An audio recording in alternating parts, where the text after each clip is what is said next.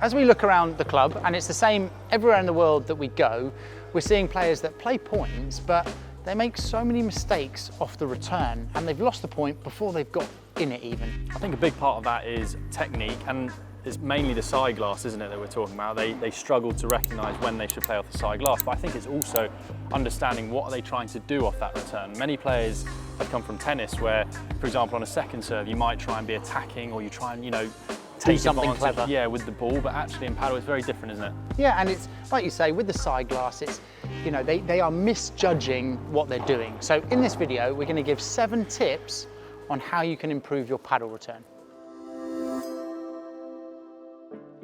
So many players in our community, they send a message to say, how do we return a very fast slice ball that goes into the glass? Yeah, and these tips are really the foundation for returning those balls. If you can master these 7 tips, those slice serves will feel easy. Before a player has even hit the return, it can all go horribly wrong for them, can't it? Yeah, and that's our first tip, is getting yourself in the right position for the return. And if you want to just move back, what do we often see? Something we often see is players protecting that side glass, aren't they? Yeah, they don't want the ball coming in here. So they're going to stand here and try and poke at the ball here, avoiding the side glass at all costs. And the difficulty is when that ball comes in, and if it does hit the side glass and you're in that position, it ends up coming right into your body, so you can't hit this ball properly.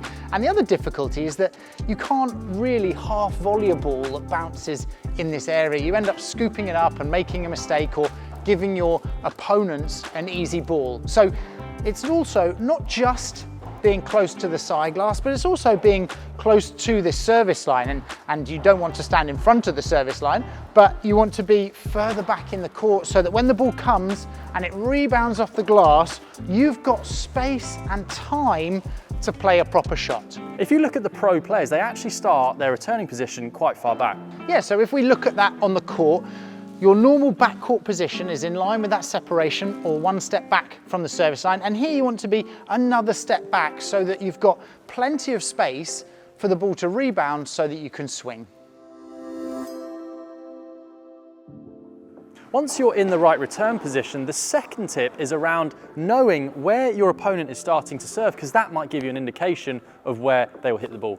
Yeah, you can get some clues, and at a recreational level we see players that think they get a better serve from serving wider or closer to the glass, and if they are standing there, you know that the rebound is going to be more away from the side glass. Or if they're playing in an Australian formation and they serve closer to the tee and it goes into the side glass, you know that that rebound is going to stay a little bit closer to the side glass. So these are all things that you know will happen before your opponent has even served, that you can start anticipating what type of serve and therefore what type of return you can hit. As a side note, and we get asked this a lot by so many players, you talked about the different angles from the server, and it's interesting because the more angle you try and give thinking you're going to get the angle, the more angle it comes off the glass, and we don't see pro players using that tactic.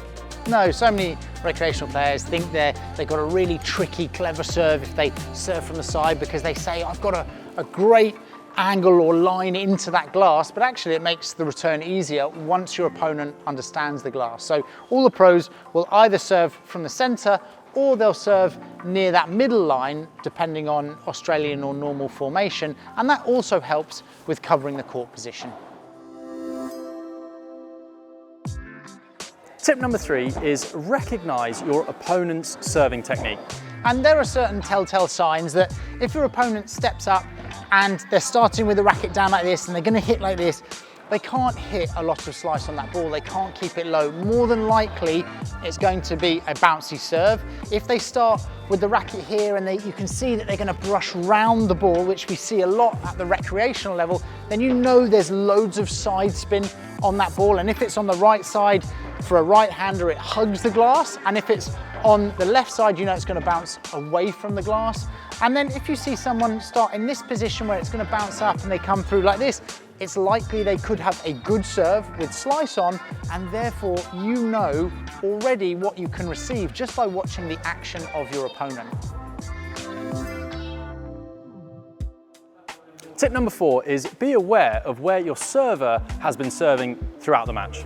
Yeah, and it's likely if they've hit 3 or 4 serves in that same direction with the same spin, they're not going to suddenly change it up. And players generally don't change up their serve technique to try and catch you out. So just if you know what's happened, it's likely to continue to happen, and adapt to it. Especially with tennis players, because what you might find is the server, if they know that you're a tennis player, they might think, I'm going to serve everything into that glass, because you'll struggle with it.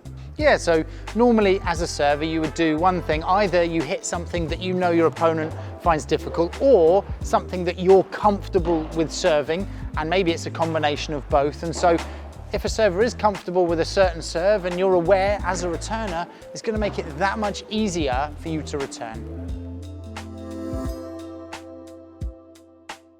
Tip 5 is more focused on the technique, and it's all about preparing early. And faster and earlier than you think. So often players are late on that ball because their preparation has started late, and therefore they can't control that contact or where the ball will go. Yeah, and it ties into the tip before, because if you can recognise the ball coming to the side and what you need to do, you can also prepare earlier.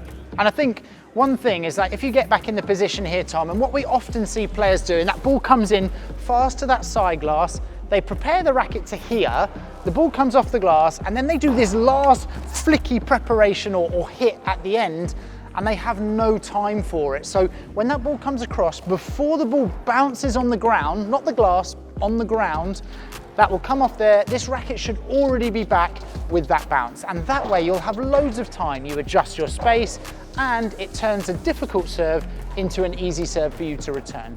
This is the technique that you would use to defend that fast, low slice off the side glass. We get asked on a weekly basis by players, how do I get that return back when it's coming really low off the glass? And it's really important in preparation, but when it's lower, the racket then starts lower. And here, you'd be surprised, but you would be easily be able to return that ball if you prepare early. So many players think they're unreturnable. I mean, we've heard this countless times, that serve is unreturnable. It's not unreturnable. If it was unreturnable, the pros would be using it. So everything is returnable. You just need to have that racket face open, racket face down, so that when it does come off fast off the glass, you're in a good position to hit. Tip number 6 is do not step across on the return. It's something we see players do all the time, but it's a big no-no. Yeah, and this is more of a common error here, isn't it? Where players are in this position, they're in a good start position, the ball goes into the glass, and they step across to go and hit this ball like this. But the problem is that A, it's very difficult to judge this distance stepping across, and then B, once you hit, it's very difficult then to push back into your recovery position. So what you want to do is when that ball goes into the glass, you actually want to make sure that you're an open or semi-open stance for this shot, so you've got lots of space to swing here, and it will help you with your shot choice. And it's exactly the same on the left-hand side. We see so many players on their backhand return step across, and even if they make the ball and they get the return back, they've then left all this space, and it's so hard to recover. And it's almost more common on the backhand side because players are from squash or tennis, and they're used to either stepping across for tennis or with squash, and this leg automatically goes in that position, and then they're really stuck. So it does take some work and some practice to get yourself used to a little bit more of an open stance on this side. So the final tip of the video, or is it?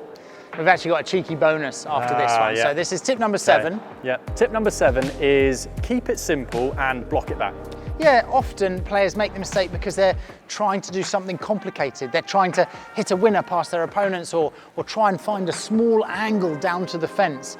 But really, you want to get that return in as your top priority and get the point started, because from the back of the court, you've got to build anyway. You can win so many matches. If you make your return and can hit that return consistently in the court, you will always have a chance to break the opponent's serve. So it's a really good tactic in itself, is just to make the return. Yeah, and a lot of matches are won or lost on getting that return in. If you and your partner are missing 2 or 3 returns a game, it's almost impossible for you to break their serve. Whereas if you're putting every return in, at least you're there for a fighting chance. And this is particularly the case if there's a big point, golden point, or maybe there's a chance to break the serve. You just make that return back in play, force your opponents to win the point. So we're back to where we started. It's a fitting place for the bonus tip. And the bonus tip is, if you're returning and something isn't going right, change it up. And I think this is the same for all parts of your game, but particularly the return. If they've hit the same serve and you've made the same mistake, then change, make a change. Step further away from the glass, step one step further back. Get really focused on your early preparation, because so often our players come after they've played a match and they say, well, I missed 25 returns and they were all the same, that horrible slice off the glass, but they didn't change anything. So like, try and change something if it's not working. Hopefully those 7+1 bonus tip will help you with your returning game. And if you want to dive deeper into the return technique, we have multiple courses which will pop up here on our online platform, which will really help you. And down here, we will put a playlist for the serve.